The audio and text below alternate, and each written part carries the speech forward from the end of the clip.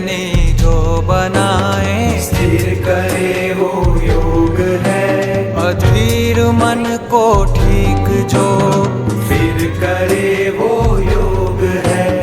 तंदरुस्त तन को मन को साफ करता योग है। आशाओं से जीवन को जो भरे वो योग है।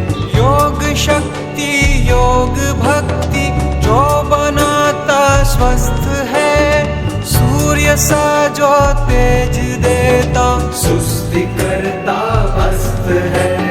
मन के अंदर की हर ग्लानि भगाता योग है। और भीतर बसे ईश्वर